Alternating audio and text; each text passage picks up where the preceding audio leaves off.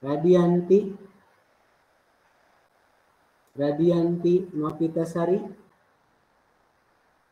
Rashid Shidik, Hadir, Pak. Revaldi, Hadir, Pak. Salma Ainun Nabila, Santa Angela, Hadir, Pak. Cynthia Clarissa, Hadir, Pak. Sinna Khairun Nabila, Hadir, Pak. Siti Nurhalijah, Hadir. Sharen Deska, Sharen, Taufik Rizki, Widya Mutiarani. Hadir, Pak. Oke. Baik, kita langsung presentasi. Siapa aja kelompoknya?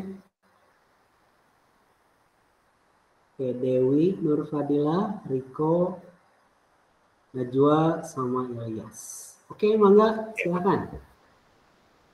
Ya, baik, Pak. Oke, baik, Pak. Mungkin dimulai ya, Pak. Ya. Baik, Assalamualaikum warahmatullahi wabarakatuh. Selamat pagi, Bapak dan juga rekan-rekan semuanya. Yang saya hormati Bapak Usep selaku dosen mata kuliah Pendidikan Kewarganegaraan. Yang saya sayangi juga kawan-kawan 2B TKI. Perkenalkan, saya Dewi Nur Fadilah akan memandu kegiatan presentasi di pagi ini. Kami kelompok 6 akan membawakan presentasi yang berjudulkan Ketahanan Nasional dan juga Bela Negara. Nah, tapi di sini saya tidak sendiri, tentunya ditemani rekan tim saya. Untuk operator boleh di next. Kepada kelompok 6 dipersilakan untuk memperkenalkan diri terlebih dahulu. Baik. Ya, saya salah satu anggota ya dari kelompok ini. Perkenalkan, nama saya Muhammad Riko Priboni Bisono. Perkenalkan, nama saya Muhammad Ilyas Ilyasa. Saya Najwa Cynthia Asila. Oke, baik. Terima kasih untuk teman-teman kelompok 6. Boleh di next, operator.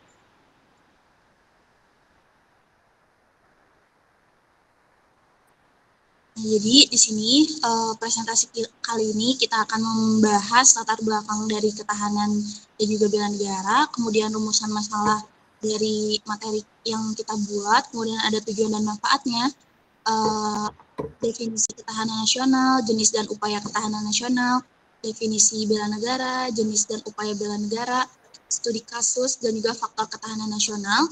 Kemudian ada implementasi ketahanan dan bela negara, kemudian nanti di akhir akan saya simpulkan. Lanjut.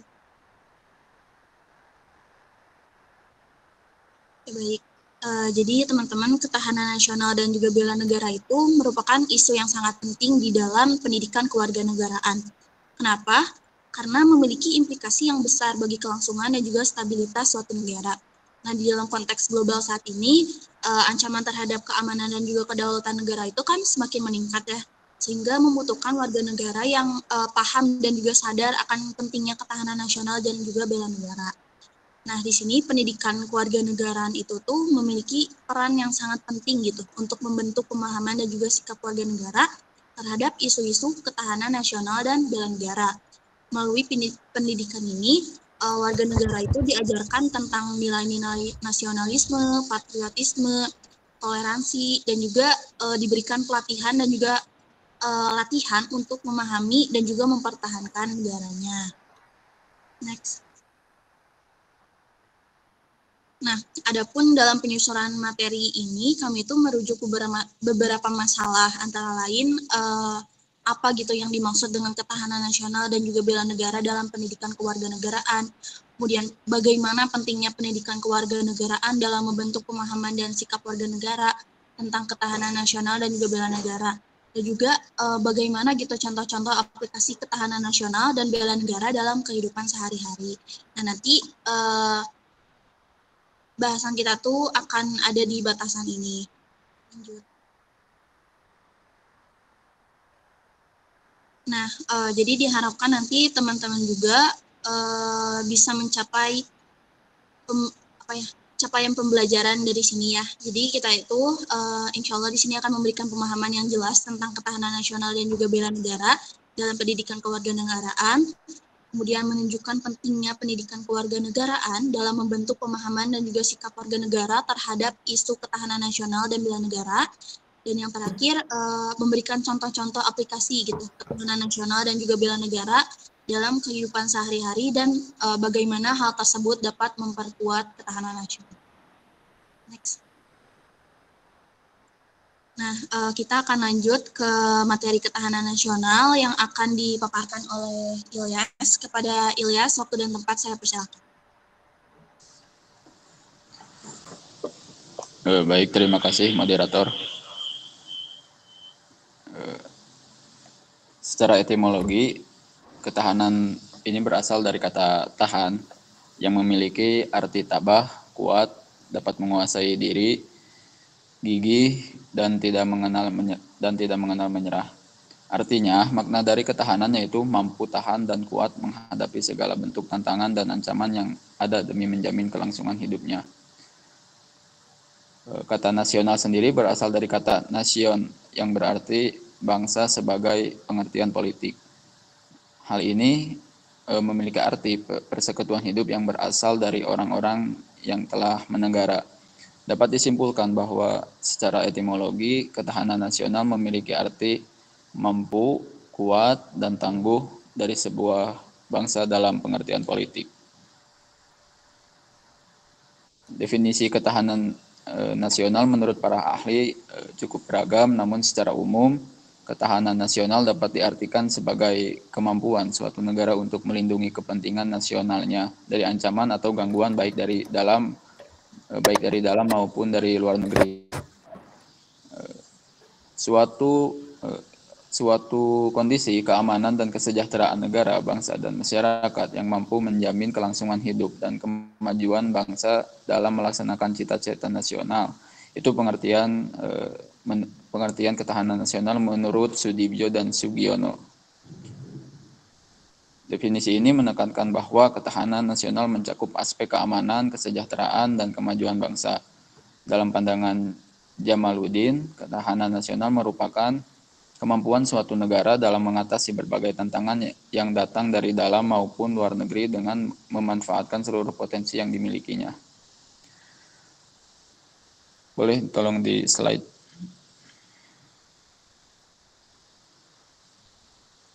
Berikutnya ada jenis dan upaya ketahanan nasional. Yang pertama ada secara fisik. Secara fisik merujuk pada kemampuan suatu negara untuk mempertahankan keutuhan wilayah dan infrastruktur fisiknya dari ancaman dan gangguan. Menurut Effendi, ketahanan nasional secara fisik mencakup ketahanan teritorial, ketahanan infrastruktur, ketahanan energi, dan ketahanan pangan. Ketahanan teritorial ini mengacu pada kemampuan untuk mempertahankan wilayah negara dari ancaman militer atau konflik bersenjata. Ketahanan infrastruktur mengacu pada kemampuan untuk mempertahankan infrastruktur kritis seperti jaringan komunikasi, transportasi, dan listrik dari gangguan. Ketahanan energi dan pangan mengacu pada kemampuan untuk memenuhi kebutuhan energi dan pangan dalam negeri tanpa bergantung pada impor. Kemudian berikutnya, secara fisik ini terbagi lagi menjadi, pertama ada bidang militer.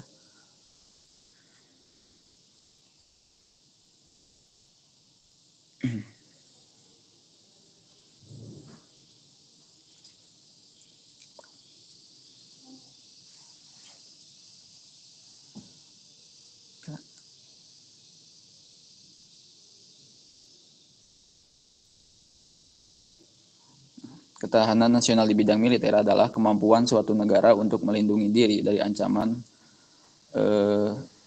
negara lain. Nah, untuk mencapai ketahanan nasional di bidang militer diperlukan kebijakan dan strategi pertahanan yang tepat. Kebijakan dan strategi pertahanan yang tepat dapat memastikan tercapainya ketahanan nasional di bidang militer.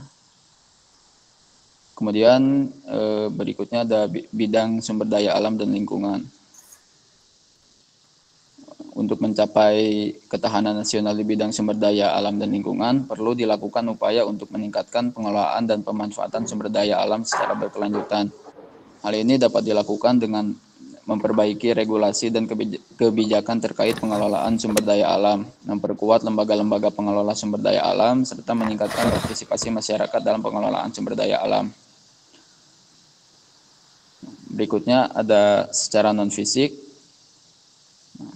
Secara non-fisik ini terbagi lagi menjadi ekonomi, bidang ekonomi. Ketahanan nasional di bidang ekonomi ini memiliki kemampuan suatu negara untuk menghadapi berbagai tantangan di bidang ekonomi yang dapat mempengaruhi kestabilan dan keberlangsungan pembangunan ekonomi nasional.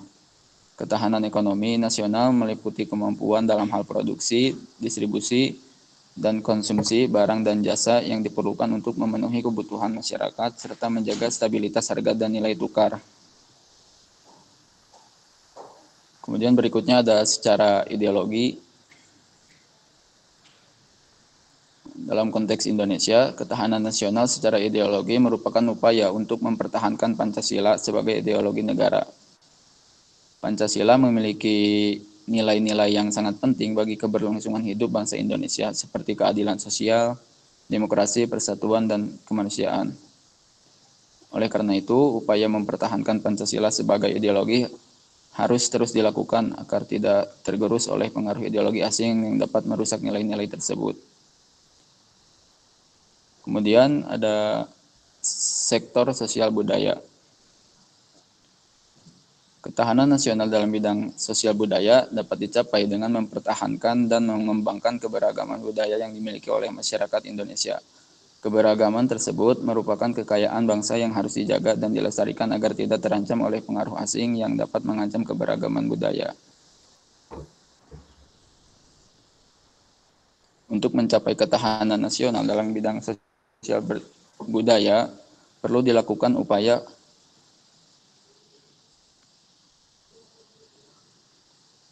untuk mengembangkan kebudayaan nasional sebagai identitas bangsa Indonesia. Hal ini dapat dilakukan dengan mendukung mempromosikan kegiatan seni, budaya, dan olahraga yang mengarah pada pengembangan identitas nasional, serta memperkuat lembaga-lembaga yang berperan dalam membangun keharmonisan dan kesatuan sosial di tengah perbedaan dan keberagaman, seperti Komnas HAM dan Badan Nasional Penanggulangan Terorisme. Baik, saya kembalikan kepada moderator. Baik, terima kasih kepada Ilyas yang sudah memaparkan materi. Tadi sudah diberikan penjelasan apa itu ketahanan nasional berdasarkan pandangan beberapa ahli, dan juga sudah ada pemaparan jenis dan juga upaya dari ketahanan nasional, yaitu terbagi menjadi dua ya, secara fisik dan juga non-fisik. Nah, sekarang kita move ke pembahasan selanjutnya, yaitu bela negara. Materi bela negara ini akan dibawakan oleh Najwa. Jadi kepada Najwa, waktu dan tempat saya persilakan. Oke, terima kasih kepada moderator atas kesempatannya. Jadi sebenarnya udah jelasinnya sama teman saya gitu, ketahanan negara. Jadi ketahanan negara itu gitu ya teman-teman. Jadi boleh di next slide aja. Nah, yang pertama ada definisi bela negara sendiri, bela negara itu sendiri. Jadi bela negara itu dapat diartikan sebagai kesadaran dan tanggung jawab dari setiap warga negara untuk berpartisipasi aktif dalam mempertahankan dan memajukan negara gitu. Terus itu secara umumnya teman-teman definisinya, dan ada dari beberapa tokoh gitu ya, menurut pandangan beberapa tokoh. Jadi di sini ada dari menurut Triyono. Jadi bela negara itu adalah sebuah kesadaran, sikap, dan tindakan warga negara dalam mempertahankan kedaulatan, keutuhan wilayah, dan keselamatan bangsanya. Jadi definisi ini tuh menekankan pada pentingnya kesadaran dan tindakan warga negara dalam mempertahankan negara.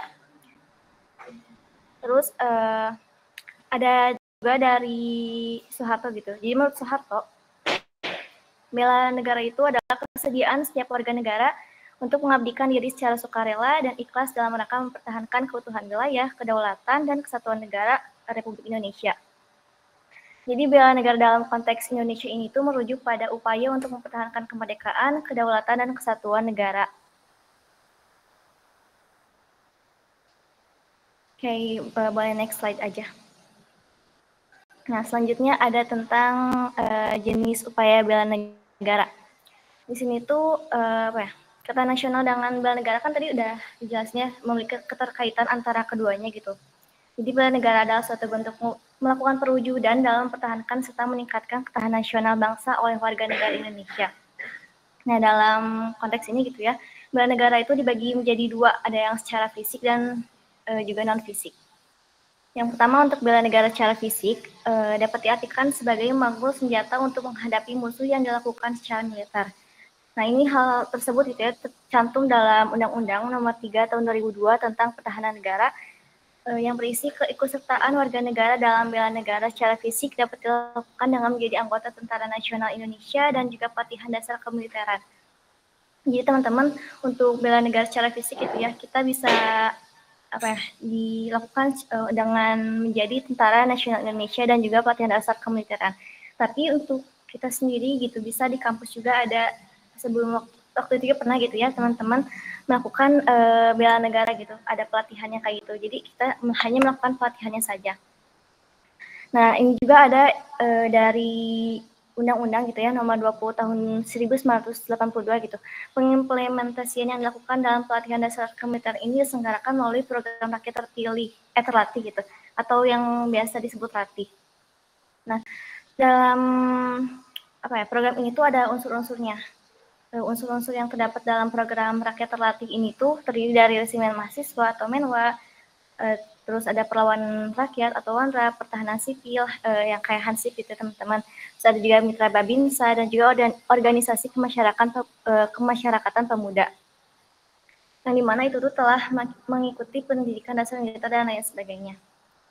Fungsi dari dilaksanakannya program rakyat terlatih ini tuh untuk seperti ketertiban umum, terus ada juga perlindungan masyarakat, keamanan rakyat, dan juga perlawanan rakyat. Pelaksanaan itu merupakan bentuk implementasi dan juga memperkenalkan dui fungsi sipil kepada rakyat Indonesia dengan maksud sebagai suatu upaya sosialisasi dari konsep bela negara tersebut. Dan tugas dalam hal mempertahankan keamanan negara bukan hanya tanggung jawab TNI saja gitu ya teman-teman. Jadi kita juga sebagai warga negara Republik Indonesia wajib dan hak untuk menjaga keamanan negara gitu. Bela negara secara non-fisik. Dalam artiannya merupakan segala bentuk upaya dalam mempertahankan negara kesatuan Republik Indonesia dengan meningkatkan kesadaran dari setiap warganya untuk cinta tanah air, ikut serta berperan aktif dalam memajukan bangsa dan negara Indonesia dalam menanggulangi berbagai dinamika dan tantangan yang ada di negara Indonesia. Nah, jadi untuk contoh dari bela negara secara fisik ini tuh diselenggarakan gitu kalau di kita itu di kampus dengan menyelenggarakannya pendidikan kewarganegaraan gitu yang sekarang kita pelajari. Nah, terus penyelenggaraan pendidikan kewarganegaraan di sekolah maupun di kampus tuh ada yang dilakukan secara formal maupun secara non formal berupa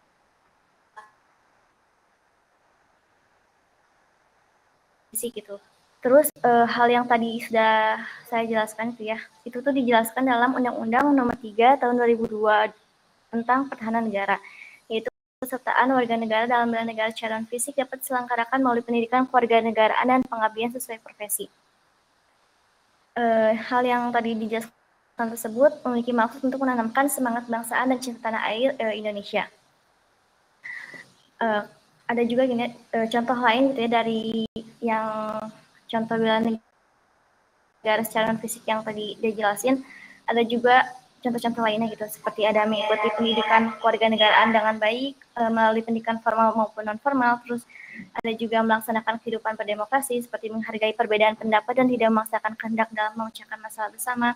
Terus juga ada pengabdian kepada masyarakat ataupun lingkungan secara tulus dan ikhlas, terus ada juga menciptakan suatu karya yang nyata untuk kemanusiaan dan memajukan bangsa dan negara Indonesia. Terus ikut serta berperan aktif dalam menanggulangi berbagai ancaman yang terjadi seperti pada ancaman militer menjadi sukarelawan pada berbagai bencana itu termasuk bela negara secara fisik gitu ya. Terus ada juga ikut serta berperan aktif dalam kegiatan keagamaan ataupun spiritual di kalangan masyarakat. Terus dan ada juga berkontribusi dalam pembayaran pajak. Nah, di mana pajak itu merupakan sumber pembiayaan negara untuk melaksanakan pembangunan. Nah, itu teman-teman untuk contoh dari bela negara secara non-fisik. Jadi intinya gitu ya, warga negara itu berhak dan wajib ikut serta dalam usaha pembelaan negara dengan syarat tentang pembelaan tersebut yaitu dengan undang-undang gitu. Jadi kita jangan sampai melenceng dari undang-undang gitu. Terus kesadaran bela negara itu hakikatnya kesediaan berbakti pada negara dan kesediaan berkorban bela negara. Jadi spektrum bela negara itu sangat luas teman-teman, dan yang dari yang paling halus hingga yang paling keras. Jadi ada dari mulai hubungan baik sama warga negara sampai bersama-sama menangkal ancaman nyata musuh bersenjata gitu. Terus dari hal tersebut ada unsur dasar bela negaranya. Jadi ada seperti cinta tanah air, kesadaran berbangsa dan bernegara, yakin akan Pancasila sebagai ideologi negara, rela berkorban untuk bangsa dan negara, dan memiliki kemampuan awal bela negara. Nah, itu merupakan unsur dasar dari terbentuknya bela negara. Oke, cukup. Boleh di next. Oke, baik. Terima kasih Najwa atas pemaparan materi bela negaranya. Nah, sekarang kita lanjut ke studi kasus dan juga ancaman ketahanan nasional dan bela negara yang akan dipaparkan langsung oleh Riko. Kepada Riko, waktu dan tempat saya persilahkan. Oke, baik. Makasih banyak kepada moderator. Jadi di sini tadi teman-teman dan kita semua juga udah lihat ada jenis-jenis upaya, lalu dan ya maksudnya secara fisik dan non fisik ya tadi yang disampaikan oleh teman-teman. Nah, setelah itu kita coba bahas kembali atau mengingat kembali mengenai studi kasus yang telah terjadi di Indonesia beberapa tahun kebelakang ya. Jadi di sini adalah ancaman-ancaman yang pernah terjadi di Indonesia. Ya, dimulai dari yang Riko tahu ya. Riko tuh tahu dari mungkin krisis ekonomi dulu, tahun 98. Nah, di tahun 98 ini, yaitu kondisi di mana nasional secara fisik di bidang ekonomi itu runtuh banget. Nah, ini karena faktor, karena ekonomi global, krisis moneter yang terjadi di beberapa bagian Asia waktu itu ya. Nah, jadi akibat dari krisis ini nilai tukar rupiah jadi buruk banget, jadi jelek, terus meningkatnya inflasi serta terjadinya penurunan produksi dari ekspor. Nah, yang ini ya jadi dampak kepada masyarakat Indonesia itu sendiri, ya mentalnya mungkin, dan mereka anarkis. Ya mungkin kalau teman-teman tahu lebih mengenal 98 ini kejadian di mana reformasi ya yang pernah dibawakan oleh kelompok Taufik pada minggu-minggu lalu. Nah, tapi selain Riko tahu, ya mungkin di sini juga teman-teman ada yang udah tahu, kenapa krisis ekonomi ini dapat terjadi. Sebenarnya tuh karena pada masa atau mohon maaf ya, beliau itu memang tidak terdengar banyak masalah pada masa pemimpinnya, pada masa kepemimpinannya. Tidak terdengar banyak masalah menurut kakek saya yang pernah hidup di zaman kepemimpinan Soeharto gitu. Beliau berkata bahwa zaman Soeharto itu memang tidak terasa seperti ada masalah, tidak terasa seperti ada bencana yang besar gitu, karena semua masalah dan hal-hal yang sebenarnya menjadi masalah itu dipendam dan ditutup-tutupi. Ya seperti mungkin waktu itu ada kasus di mana mobil itu sebenarnya kan tidak boleh diimpor ke Indonesia, mobil dari luar negeri kan. Tidak boleh karena mungkin cukainya belum bisa dan lain-lain gitu. Nah, akan tetapi pada suatu kasus ternyata sudah ada banyak pengguna yang menggunakan mobil tersebut. Nah, sehingga kalau nggak salah saya lihat video siapa ya polisi yang menemukan bahwa ternyata Pak Soeharto itu sedang berjabat tangan dengan pemilik dari perusahaan mobil tersebut gitu. Padahal sebenarnya aturannya itu tidak boleh mobil asing itu yang produk luar masuk ke Indonesia. Ya sebenarnya banyak kasus-kasus yang tidak menyenangkan dan tidak sesuai dengan aturan-aturan undang-undang ya pada saat itu disalahgunakan gitu ya. jabatannya ya oleh Pak Soeharto itu untuk menguasai ekonomi mungkin. Jadi ya inilah puncaknya pada saat 98 masyarakat mulai resah, nilai tukar ekonomi turun, krisis moneter di mana-mana, mahasiswa yang turun ke jalan pun menjadi korban ya. Banyak korban pada saat itu, mahasiswa di jalan-jalan ya mungkin tewas ya, ada tewas, ada yang tertangkap gitu. Nah itu masih kurang tahu gimana kelanjutannya untuk mahasiswa-mahasiswa yang ditangkap ya. Nah setelah dari tahun 98 dibarengi ya, jadi saat-saat di mana ekonomi ini krisis, sebenarnya Aceh pada saat itu memiliki ideologi dan krisis ekonomi juga, yang dimana hanya bagian-bagian wilayah kota seperti kota Jakarta mungkin ya, kota Jogja yang sudah dipantau atau diperhatikan gitu wilayahnya oleh pemerintah daerah ya. Nah, akan tetapi untuk Aceh ini, menurut prajurit TNI AD, Mayor Infantri Muhammad Robangin ya, gerakan Aceh Merdeka ini adalah gerakan separatis yang berjuang untuk memperoleh kemerdekaan Aceh dari Indonesia. Nah, gerakan ini aktif pada periode 1976 sampai 2005 dan terlibat dalam konflik bersenjata dengan pemerintah Indonesia ya. Pada saat itu banyak memang TNI ya, salah satunya dari Sumedang, ada unit 301. Pasukan-pasukan dari 301 ini berangkat ke Aceh dan terjadi konflik ya dengan pemerintah Indonesia selama lebih dari kalau nggak salah 3 dekade menurut beliau. Nah, konflik ini berdampak pada korban jiwa dan kerusakan infrastruktur di Aceh. Jadi ada beberapa tempat di Aceh seperti masjid itu dijadikan basement bagi gerakan separatis ini. Lalu ada pendapat juga menurut Hasibuan dari jurnalnya ini tahun 2006, faktor yang memicu munculnya GAM ini, gerakan Aceh Merdeka ini, adalah masalah politik ya, ekonomi, sama kultural.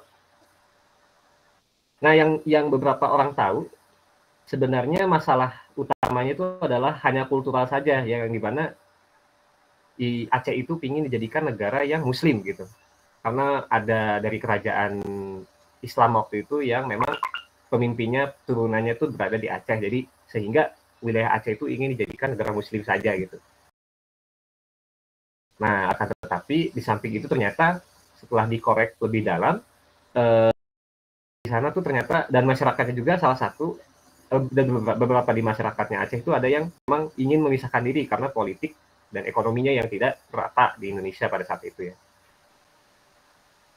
Nah, jadi pemerintah Indonesia itu intinya dituduh telah melanggar hak-hak rakyat Aceh seperti penindasan, pengambilan sumber daya, dan diskriminasi gitu. Nah, ketidakpuasan ini memicu munculnya gerakan separatisme tadi yang bertujuan untuk memisahkan diri gitu dari Indonesia. Namun setelah terjadinya gerakan Aceh Merdeka ini di tahun 1976 sampai 2005, ada dialog damai antara pemerintah Indonesia dan gerakan Aceh Merdeka ya, yang dimulai pada tahun 2000. 2000 itu banyak pasukan-pasukan dari unit 301 juga salah satunya berangkat ke Aceh pada saat itu. Dan setelah di sana sebenarnya ingin bernegosiasi untuk berdamai. Nah, tetapi masih banyak korban jiwa juga, baik dari regu TNI waktu itu dan masyarakat sipil di Aceh. Nah, tapi dialog damai ini akhirnya tersepakati atau terjalankan pada tanggal 15 Agustus 2005 yang disebut sebagai MOU Helsinki. Itu menurut jurnalnya Nurwita tahun 2017. Ini memberikan otonomi khusus bagi Aceh dan mengakhiri konflik bersenjata di Aceh yang telah berlangsung selama lebih dari 3 dekade pada saat itu. Nah, untungnya pada saat itu mungkin memang ya kurang tahu ya, Allahu alam, ya, Tuhan Maha tahu ya. Jadi Aceh itu langsung diberikan musibah mungkin berupa tsunami, sehingga memang terpaksa mau tidak mau untuk gerakan separatisme ini harus mungkin pemerintah Indonesia juga bijak memberikan kebebasan untuk wilayah Aceh itu dikhususkan lah. Jadi kita harus mengikuti juga budaya ya, dapat sanksi apa ya dan lain-lain gitu. Oke, dari Aceh kita langsung loncat ke Papua ya. Mungkin di sini teman-teman udah paling tahu ya soal Papua. Dan ini masih berjalan sampai sekarang gitu.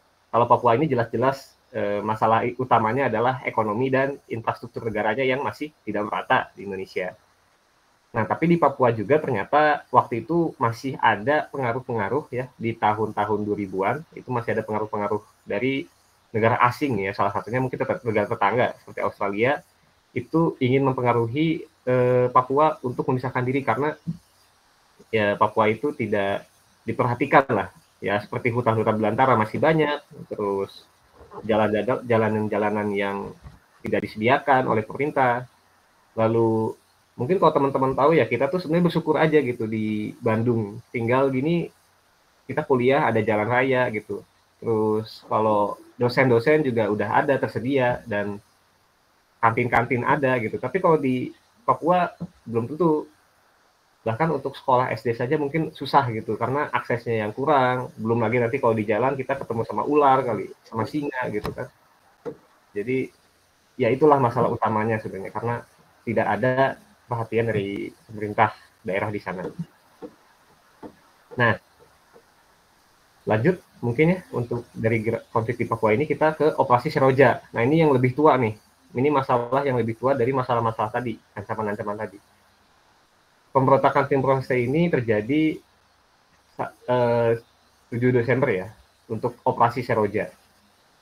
Nah, dari sumber yang sama, menurut prajurit perang TNI AD, Mayor Infanteri Muhammad Robangin, ya beliau salah satu veteran perang di sana, pemberontakan Timur ini terjadi di tahun 1975, setelah Timur-Timur mendeklarasikan kemerdekaan dari Portugal.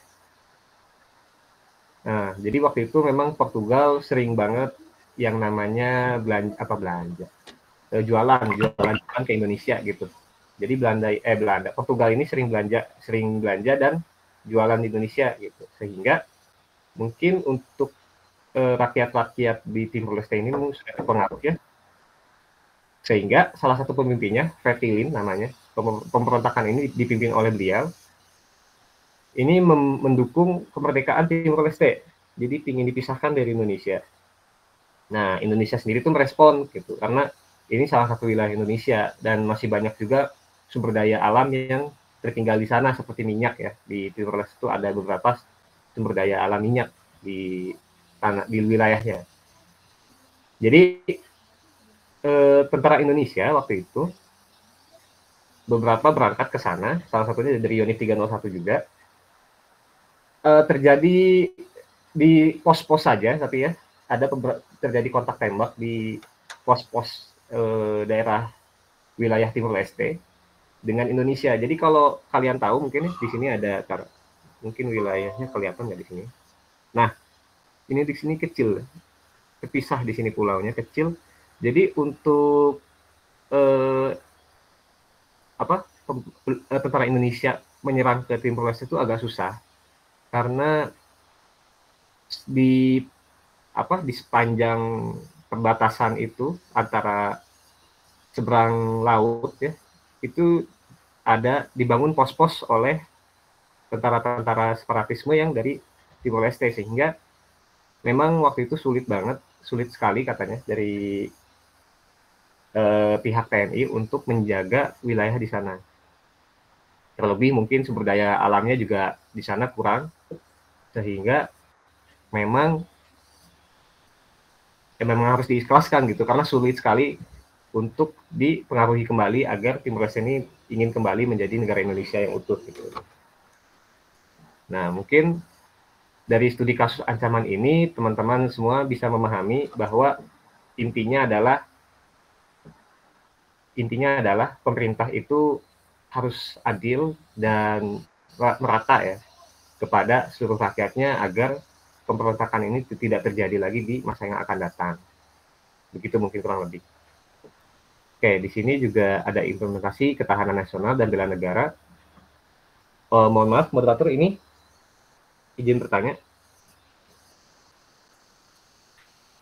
Iya kok. Ini untuk yang implementasi dibahas oleh aku dan teman-teman atau bagaimana? Iya betul, oleh Riko. Oke, terima kasih. Oke, lanjut ya. Tadi setelah ke ancaman-ancaman, di sini kita ada contoh implementasi ketahanan nasional dan bela negara. Nah, salah satunya yaitu mempelajari pendidikan kewarganegaraan. Nah, kenapa ini disebut bela negara?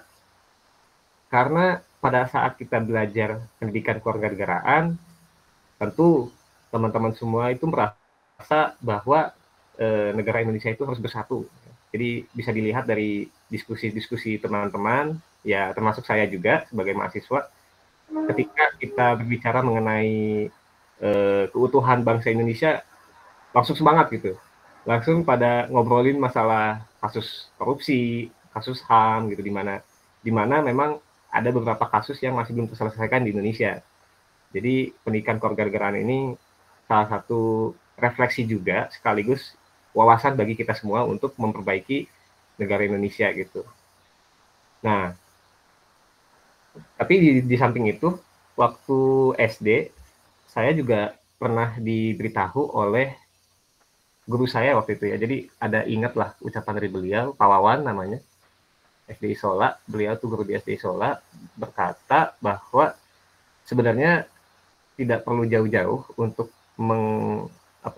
memperjuangkan bela negara dan ketahanan nasional. Karena ketika kita berbakti pada orang tua saja, kita menjalankan agama kita saja, itu kita sudah mempertahankan ketahanan nasional dan bela negara katanya. Buktinya apa? Ya, ketika kita berbakti pada orang tua mungkin yang setelah capek untuk mencari kerja gitu ya, ketika mereka pulang rumah, nah, kita menyapa mereka dengan lembut gitu, sehingga kerja mereka menjadi optimal dan semangat kembali gitu. Nah, itu salah satu bentuk bela negara yang paling kecil di bidang keluarga.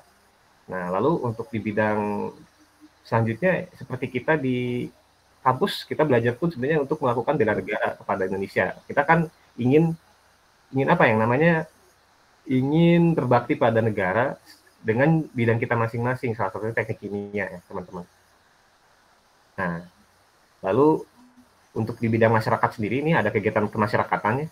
Ya, kalau bisa dilihat teman-teman di sini lagi kerja bakti ya. Ini lagi ngambilin tanah untuk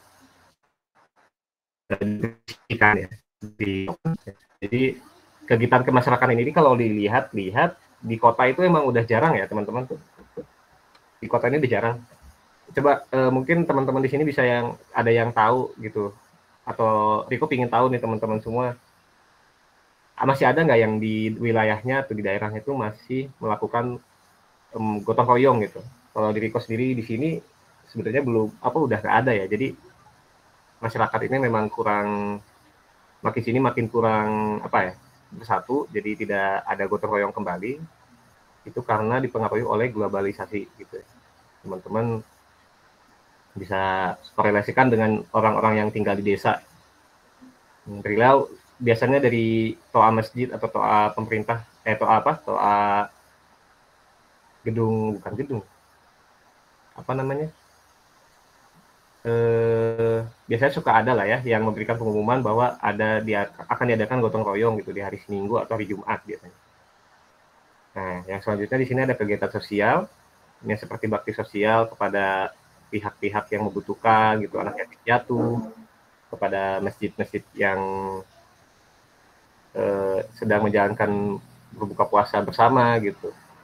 Itu salah satu bentuk bela negara dan ketahanan nasional. Kemudian untuk mahasiswa sendiri sebenarnya ada di kegiatan kreatif dan inovatif yang paling mendekati dengan kita ya. Waktu kemarin kan kita ada program PKM. Mungkin teman-teman di sini ada yang mengikuti. PKM itu Pekan Kreatif Mahasiswa.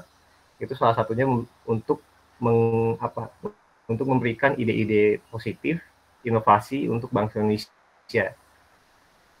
Dan yang terakhir itu adalah menjadi atlet di Indonesia.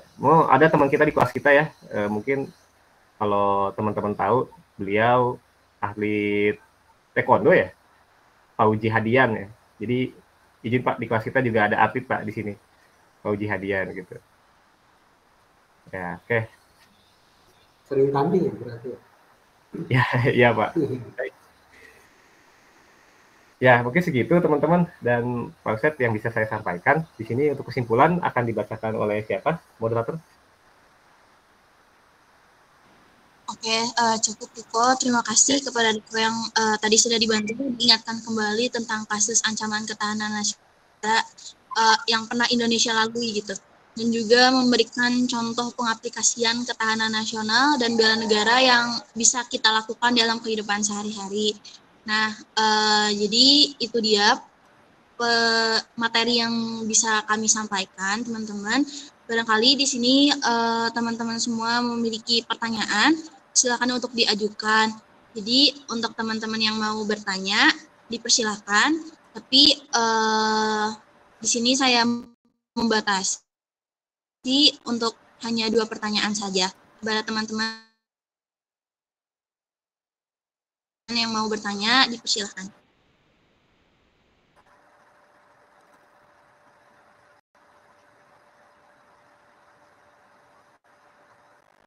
Baik, kepada Alifa Ananda Putri, dipersilakan. Baik, terima kasih moderator atas waktu dan kesempatannya. Perkenalkan, nama saya Alifah. Di sini saya izin bertanya, kira-kira nih di yang zaman globalisasi atau zaman milenialnya sekarang gitu, ancaman bela negara dan ketahanan nasional apa gitu yang bakalan terjadi ke depannya jika kita tidak bisa menjaganya gitu. Cukup dari aku. Oke, baik, terima kasih Alifa untuk pertanyaannya. Kelompok ya maksudnya ditampung dulu ya sama kelompok kita. Untuk teman-teman yang lain barangkali ada pertanyaan, dipersilahkan.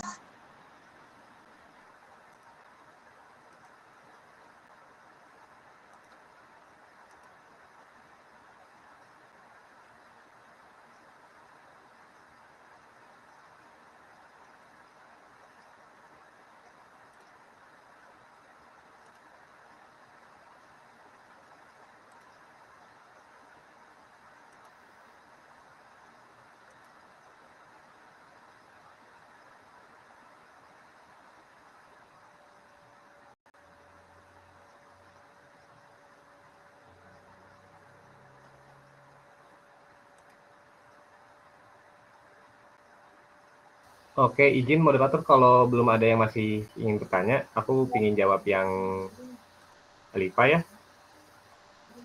Iya, Cong, silakan. Oke, makasih. Tadi Alifa tuh bertanya, kira-kira kalau di zaman globalisasi kayak sekarang, seperti sekarang ini, bela negara dan ketahanan nasional apa saja yang akan terjadi ke depannya? Maksudnya ancamannya mungkin, jika kita tidak dapat menjaganya. Ya, untuk dapat mengetahui tersebut, curinya sudah terlihat mulai dari sekarang ya. Seperti bela negara yang dimaksud di sini mungkin lebih kepada banyak hal ya. Seperti kekompakan dari setiap RT, RW, lalu sikap peduli atau empati dari setiap individu itu sudah mulai kurang ya kalau yang Riko lihat dan analisis gitu. Ini dapat dibuktikan dari apa? Banyak kasus yang dimana setiap kali pada suatu individu, terkadang individu lain itu tidak ingin memikirkan dan tidak ingin tahu masalah dari pribadi individu tersebut gitu. Padahal mungkin individu ini sedang membutuhkan suatu pertolongan dari rekan-rekan yang lain. Nah, itu salah satu bentuk bela negara dan ketahanan nasional yang sudah mulai runtuh gitu. Tidak ada rasa solidaritas atau saling mengerti perasaan satu sama lain gitu.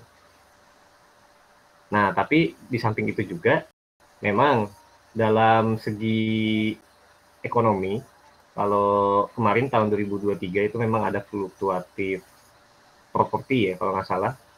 Jadi jadi membuat ekonomi di Indonesia lumayan buruk ya, menurun gitu. Karena harga dolar yang makin naik. Kalau nggak salah itu dapat info dari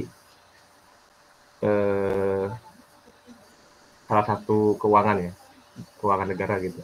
Nah, jadi ini kalau misalkan teman-teman ingin tahu apa yang bakal terjadi ke depannya menjadi ancaman bela negara dan ketahanan nasional, kita jangan jauh-jauh ke negara luar dulu, dari negara Indonesianya dulu aja sendiri. Masyarakatnya sudah mulai apatis terhadap nasionalisme, patriotisme sudah mulai hilang. Ya, lalu ada kasus-kasus di mana pemegang kekuasaan itu seperti aparat-aparat daerah ya aparat-aparat negara itu mulai tidak menjalankan visi misi dan sumpahnya gitu untuk membela negara, di mana ya mohon maaf ini mungkin agak menyinggung tapi tapi fakta juga tidak menjalankan sesuai sumpah yang dimana bekerja untuk membela negara dan mengabdi pada negara gitu. Kebanyakan untuk sekarang ini beberapa aparatur negara memang bekerja hanya untuk uang saja gitu. Nah, itu yang mungkin harus digarisbawahi kepada kita di masa depan yang akan memegang estafet kepemimpinan ya untuk negara Indonesia, agar Indonesia ini dapat menjadi negara yang maju gitu, sehingga kita tidak boleh menyalahgunakan jabatan gitu. Ketika kita di atas ya tolong dipegang itu tanggung jawabnya, tolong diperhatikan masyarakatnya gitu, agar semua masyarakat tuh terasa nyaman dan tentram lah, tidak ada konflik-konflik yang terjadi lah di antara masyarakat ini. Ya mungkin begitu ya Alifah, maaf kalau kurang terjawab, akan ditambahkan mungkin oleh teman-teman yang lain dari kelompok Riko. Ya cukup. Oke. Saya mau nambahin ya. Jadi kalau misalnya dari ini ya, kan tadi tuh udah dijelasin tentang unsur dasar bela negara itu salah satunya ada kesadaran berbangsa dan bernegara. Jadi itu kesadaran dari diri sendiri gitu ya untuk melakukan bela negara. Nah, contohnya tuh yang mulai dari hasil analisis juga gitu, kayak dari zaman dulu sampai sekarang pun banyak sekali gitu ya yang korupsi. Nah, itu tuh merupakan salah satu ancaman yang yang akan rusak gitu. Ya, yang merusak ketahanan nasional gitu. Nah, karena itu kan dari diri sendiri gitu. Makanya itu bakal merusak ketahanan nasional gitu. Karena ya makin banyaknya koruptor gitu ya yang sewenang-wenang gitu. Korupsi ataupun juga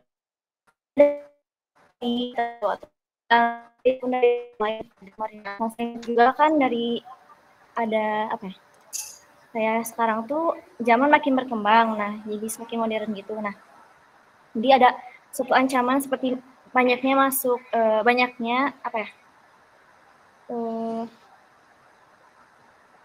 banyaknya budaya daerah ataupun budaya nasional yang dari kita tuh semakin hilang akibat kemajuan zaman gitu ya, dan juga maraknya budaya asing yang masuk ke Indonesia. Nah, jadi itu tuh merupakan suatu ancaman yang dapat merusak ketahanan nasional kita gitu. Nah, itu tuh bisa kita atasi ya teman-teman dengan cara kita sebagai mahasiswa gitu atau sebagai generasi muda harus terus melestarikan budaya yang ada gitu. Jadi maka dari si ketahanan nasional kita itu bakal semakin kuat. Jadi kayak itu aja sih dari aku. Boleh teman-teman yang lain untuk menambahkan.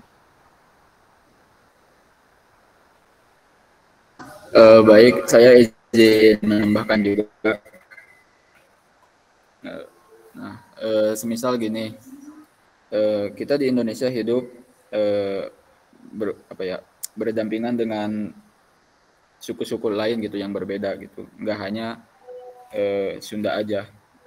Nah, apabila kita tidak toleransi terhadap perbedaan, itu tentu akan menjadi ancaman bagi ketahanan nasional, seperti akan terjadinya perang saudara ataupun separatisme. Nah, seperti contoh aja waktu di Kalimantan antara orang Madura dengan orang Dayak. Nah, itu merupakan ancaman bagi ketahanan nasional.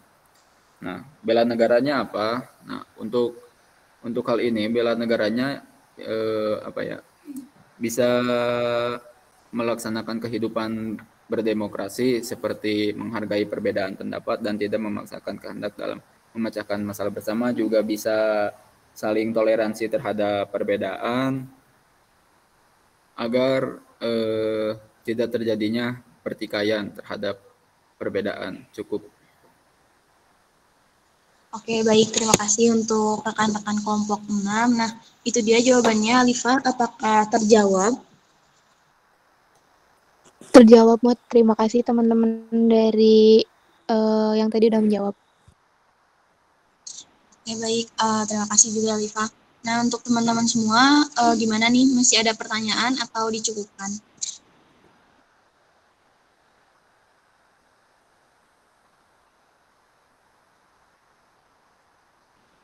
Baik, kepada Kausar, silahkan.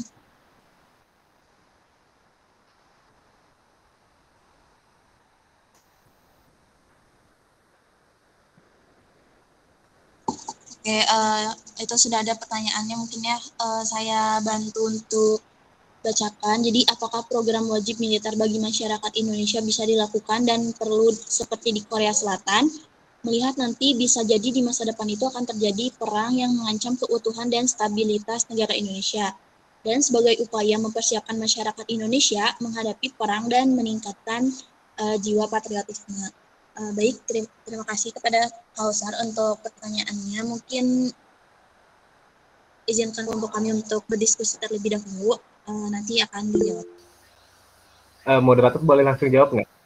Oh, Izin jawab. Oh ya, boleh. Ilyas dulu, Ilyas. Mau siapa? Ya, mungkin Ilyas dulu. Siapa?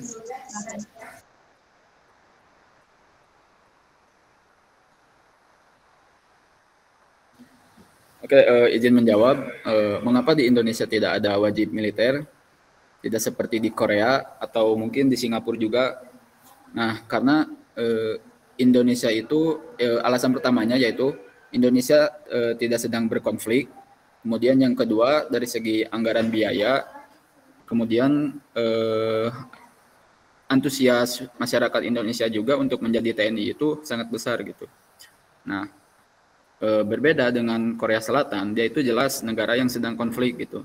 Statusnya sedang berperang dengan Korea Utara. Nah, juga rakyatnya mereka tuh sedikit. Nah, jadi untuk ketahanan negaranya diperlukan tenaga rakyat gitu untuk agar siap menghadapi ancaman gitu. Nah, sedangkan di Indonesia statusnya sedang tidak berperang dan minat masyarakat untuk menjadi TNI itu sangat besar gitu. Jadi apabila akan diadakan wajib militer itu akan memakan biaya yang sangat besar gitu. Nah, jadi pertimbangannya apa? Daripada si biaya itu dipakai buat wajib militer, akan lebih baik untuk modernisasi alutsista. Cukup mungkin. Oke, izin ya, mungkin dijelasin ya sekalian untuk modernisasi alutsistanya. Soalnya aku sendiri belum tahu nih.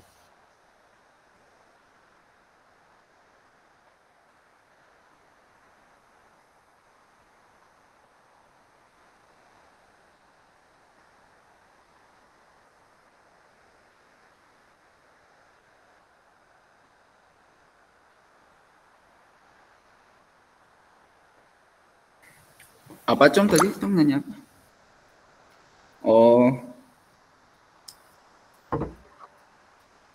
Oh iya, gini kan untuk wajib militer itu tentu memerlukan biaya yang besar. Nah, pemerintah kita mempertimbangkan daripada mengadakan wajib militer, lebih baik uang anggaran militernya itu dipakai buat modernisasi alutsista seperti alat-alat perang gitu. Jadi ya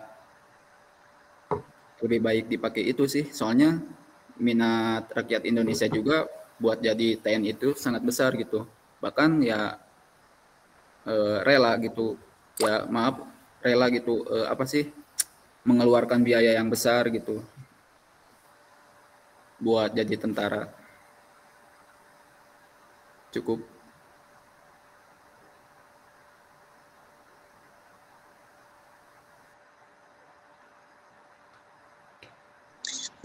Oke, baik. Terima kasih untuk Ilyas atas jawabannya. Gimana nih, Riko? Ada tambahan lagi atau cukup? Wah, udah cukup. Udah semua gitu ya tadi. Aku juga tadi kurang tahu modernisasi alutsista itu apa. Saya baru paham tadi pas Ilyas jelasin. Oke, itu dia ya jawaban kelompok kita. Gimana nih, Faisal?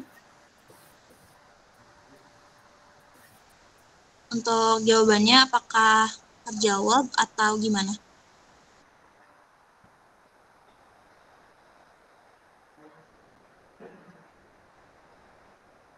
Oke, cukup. Terima kasih.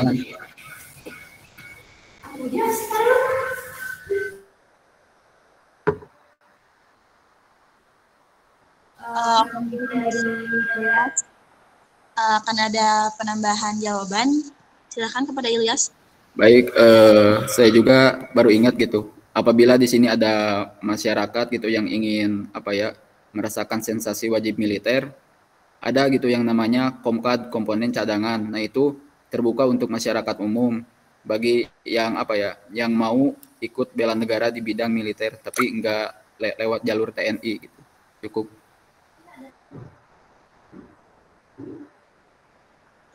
Oke, baik. Terima kasih.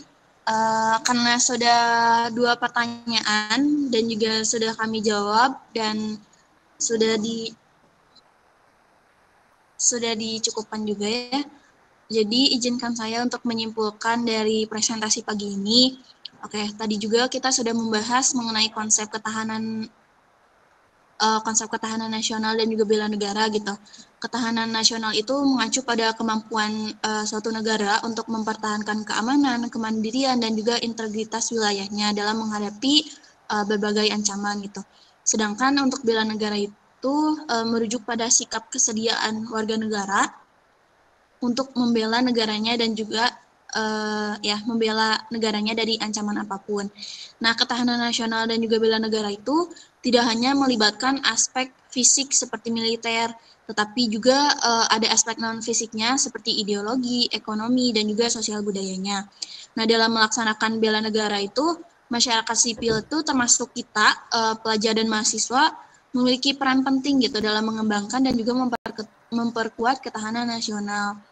Terus juga tadi berbagai studi kasus di Indonesia menunjukkan gitu ya bahwa ancaman terhadap ketahanan nasional dan keamanan negara itu dapat bersifat dari dalam negeri maupun luar negeri. Oleh karena itu, setiap warga negara itu perlu gitu memiliki kesadaran dan juga kesiapan untuk berpartisipasi dalam upaya bela negara dan juga untuk memperkuat ketahanan nasional.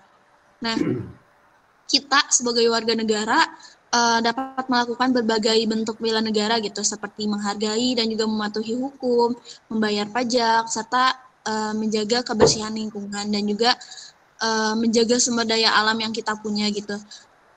Mahasiswa juga dapat melakukan kegiatan, contohnya tuh seperti mengikuti pendidikan karakter, partisipasi dalam kegiatan kepramukaan, dan juga mengikuti kegiatan sosial. Jadi silakan untuk teman-teman lakukan kegiatan yang sudah saya sebutkan barusan dengan sepenuh hati guna meningkatkan kesadaran bela negara gitu. Mari luruskan niat kita untuk membela negara, itu juga untuk kesejahteraan kita semua gitu. Di dalam konteks globalisasi dan teknologi yang semakin maju, penting juga bagi kita warga negara untuk memahami dan juga mengembangkan sikap bela negara. Nah, hal tersebut tuh akan membantu memperkuat ketahanan nasional dan juga mempertahankan keamanan gitu. Dan juga kedaulatan negara itu dibantu diperkuat oleh kita. Nah, oleh karena itu, pendidikan bela negara itu perlu terus ditingkatkan dan juga diintegrasikan dalam sistem pendidikan nasional. Oke, mungkin itu dia pematerian dari kami, kelompok 6. Saya Dewi Nur Fadilah. Mohon maaf apabila banyak kesalahan dalam pemaparan materi. Kami kelompok 6 pamit undur diri. Terima kasih atas perhatiannya. Cukup, Pak. Ya.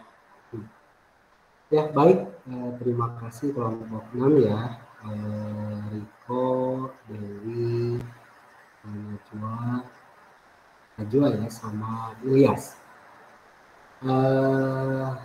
Penampilannya menarik, moderatornya bagus, Dewi ya, pemandu dalam diskusi, kemudian paparannya dari Riko, Ilyas, sama Najwa cukup menarik, dan terima kasih saya ucapkan. Nanti tolong makalah sama PPT-nya dikirimkan, jangan lupa ya. Nah, tambahan dari saya sedikit saja tentang pertahanan dan ketahanan nasional dan bela negara. Ketahanan itu kemampuan ya, ibaratnya jika diibaratkan setiap diri kita itu punya pertahanan diri,